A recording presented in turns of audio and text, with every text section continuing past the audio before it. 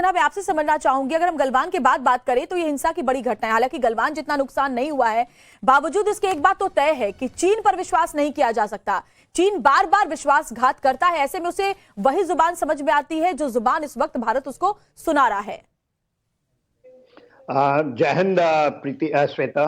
आप देखिए, जो आप बात कर रही हैं कि जो कह रही हैं कि चीन को एक ही भाषा समझ आती है, और वो समझ है कि आप कितना जमीन के ऊपर में सख्त हैं उनके साथ, बिल्कुल वो उसकी भाषा समझता है।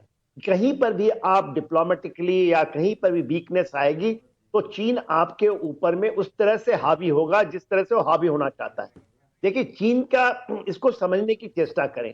जो यांगसे में घटनाएं हुई हैं, ये कोई ऐसी घटना नहीं है कि पहली बार हुई।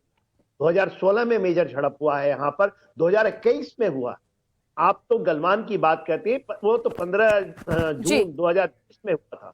उसके बाद 2021। माफ कीजिए सर, आपको बस एक मिनट के लिए रोक रही हूँ क्योंकि एक बड़ी खबर इस वक्त सामने आ रही है। पहले उसका अपडेट अपने दर्शकों तक पहुंचा देते हैं। तमाम मुद्दे पर राजनाथ सिंह की बैठक खत्म हो चुकी है, ये बड़ी खबर आपको बता दें। ऐसे में देखना होगा कि रक्षा मंत्री संसद के दोनों सदनों, राज्यसभा और लोकसभा में आज जवाब दे सकते हैं और क्या कुछ सरकार की तरफ से इस मामले पर कहा जाता है। कुंदन हमारे साथ दिल्ली से जुड़े हुए हैं। कुंदन, क्या अपडेट इस बैठक को लेकर के? देखिए, बिल्कुल बैठक खत्म हो चुकी है और तमाम लोग पार्लियामेंट आएंगे, लेकिन मैं आपको बताऊं कि करीब तमाम अपोजिशन पार्टी के तरफ से 1 दर्जन से ज्यादा नोटिस, खासकर काम रोको प्रस्ताव, काम स्थगन प्रस्ताव 267 के अंदर दिया गया है। और लगातार सांसदों की मांग ये है कि सरकार जवाब दे। और मुझे लगता है शायद ये वजह थी कि सुबह तमाम CDS से लेकर आर्मी चीफ से लेकर, और हमने देखा कि बड़े अधिकारियों से रक्षा मंत्री खुद ब्रीफ लेने के बाद, जब संसद में 10:30 बजे संसद की भर्ती के बाद मीटिंग होगी, उसके बाद सरकार तय करेगी कि सरकार क्या रुख रहेगा, सरकार क्या जवाब देगी, और उस जवाब से क्या अपोजिशन के लोग खुश होते हैं या अपोजिशन की और सारी क्वेरीज है। क्योंकि जिस तरीके से लगातार कांग्रेस से लेकर आरजेडी से लेकर टीएमसी से लेकर, ऐसे में देखना होगा क्या जवाब रक्षा मंत्री देते हैं लोकसभा और राज्यसभा के अंदर। अमित ज्यादा और जानकारी इसमें ऐड करेंगे। अमित, क्या जानकारी मिल रही है? बताया जा रहा है कि तीनों सेना के प्रमुख ने जो ब्रीफिंग है वो रक्षा मंत्री को दे दी है और रक्षा मंत्री अब सदन में विपक्ष को इसको लेकर जवाब देने वाले हैं।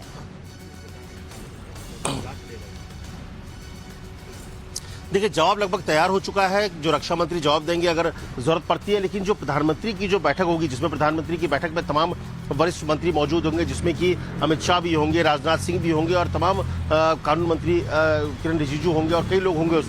उसमें ये तय होगा कि किस वक्त में दिया जाए। करीब 12 बजे के आसपास हो सकता है कि समय तय हो। तो ये जो प्रधानमंत्री की बैठक होने वाली है उसमें समय तय होगा, और जो पूरा जो कंटेंट है, क्योंकि वो जो पूरी जो स्टेटमेंट दिया जाएगा उसके बारे में भी प्रधानमंत्री को जानकारी दी जाएगी कि हाँ, ये स्टेटमेंट है, ये स्टेटमेंट सरकार की तरफ से दिया जाना है, उसको प्रधानमंत्री को बताया जाएगा, प्रधानमंत्री की सहमति ली जाएगी और इसके बाद उसका समय तय करके सदन में जानकारी, क्योंकि निश्चित है कि 11 बजे जब सदन बैठेगा तो वहां पर हंगामा होना है।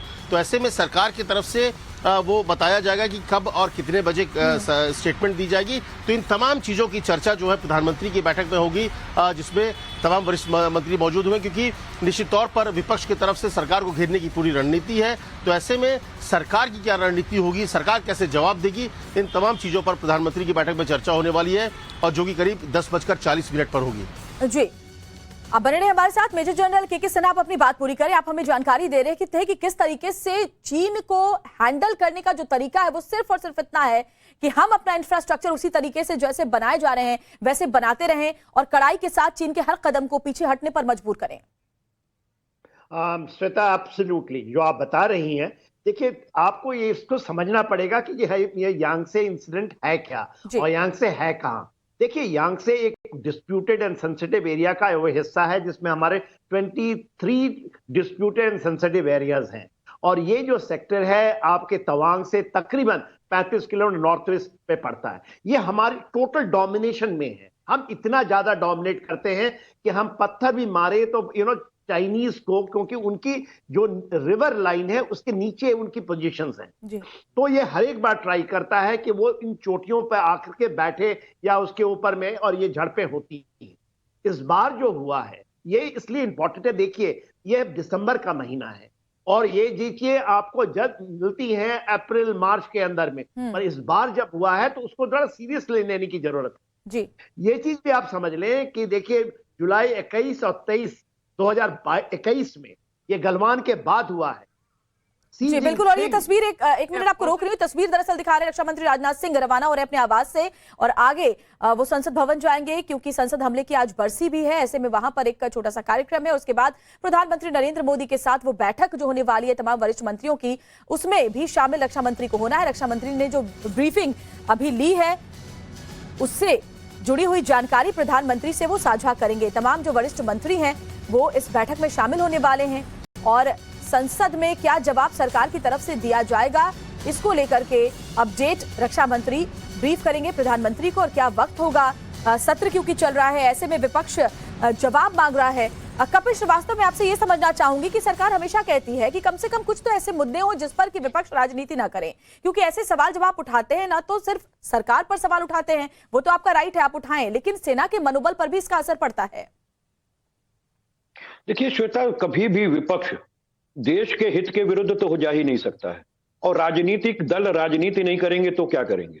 सकारात्मक राजनीति करते हैं, नकारात्मक नहीं करनी चाहिए। बिल्कुल मैं सही तो कह एक रहे हैं। बात ये कह रहा हूं, सबूत नहीं मांगने चाहिए कभी अपने सेना से। नहीं, मैं तो एकदम एक बात कह रहा हूं कि हमारी सेना का मनोबल आज पहली बार थोड़ी ना सिद्ध हो रहा है। हमारे सेना ने समय समय पे अपनी वीरता का प्रदर्शन किया है और इसमें कहीं दो राय नहीं है। 3 बार हमने डिफीट की है बुरी तरीके से पाकिस्तान को, और चौथा जो कारगिल घुसपैठ था उस पर भी हमने जीत हासिल की थी, और चीन को भी हमने पीछे ढकेला है। ऐसा नहीं है कि चीन को पीछे ढकेला नहीं जा सकता था, न ढकेला गया है, बिल्कुल ढकेला गया। और आज भी मैं तो ये कह रहा हूं कि देखिए हमारी सेना के मनोबल में ना कमी है, आर्म एविन्यूशंस भी पहले से कहीं ज्यादा अपग्रेडेड है, क्योंकि जो 1962 की स्थिति थी वो आज 2022 की स्थिति। और ऐसे में देखना होगा कि जो सवाल विपक्ष की तरफ से उठाए गए हैं संसद में क्या जवाब सरकार की तरफ से दिया जाता है। आप सभी हमारे साथ बने रहें। मैं संजय राणा जी आपके पास भी आऊंगी। फिलहाल वक्त एक छोटे से ब्रेक के लिए रुकने का है, जल्द लौट रहे हैं। इस बड़ी खबर पर हम लगातार बने हुए हैं।